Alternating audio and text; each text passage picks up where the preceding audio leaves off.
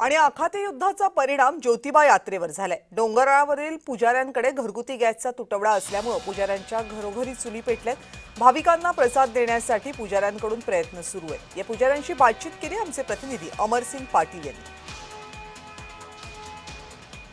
आखाती देशाचे युद्ध चालू असलं तरी त्या युद्धाचे परिणाम भारतामध्ये त्याचबरोबर जगामध्ये सगळीकडे पडताना पाहत आहे। गेल्या काही दिवसापासून देशभरात गॅस टंचाई वाढलेली आहे। आता मी आहे कोल्हापुराच्या चैत्र यात्रेची सुरुवात झालेली ज्योतिबा डोंगरावर, आणि ज्योतिबा डोंगरावर आता सरळ सरळ चुली पेटवल्यात आणि चुली पेटवून काय आपला स्वयंपाक करत असतील, पाणी तापवत असतील। काय सांगाल मावशी, आता ज्योतिबा यात्रेला भाविकांना तुम्ही जेवण कशावर देणार?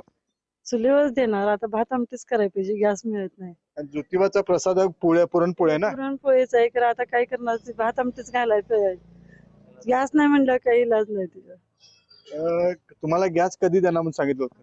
त्या यात्रा झाल्यानंतर देणार म्हणून सांगितले। यात्रेत मिळणार नाही गॅस? यात्रेत मिळणार नाही। काही भाविक पण आहेत। काय सांगाल की तुम्ही प्रसाद म्हणून खायला येताय, तुम्हाला चुलीवरचा तर भात आमटी मिळणार आहे, तुम्हाला काय वाटतंय गॅस मिळावा का लवकर? गॅस मिळावा पाहिजे। काय सांगाल, गॅस मिळण्यासाठी काय करावं आता? गॅस पिंडी द्यायसारखं द्यायलाच पाहिजे। गॅस 1-2 टाकी तरी द्यायलाच पाहिजे।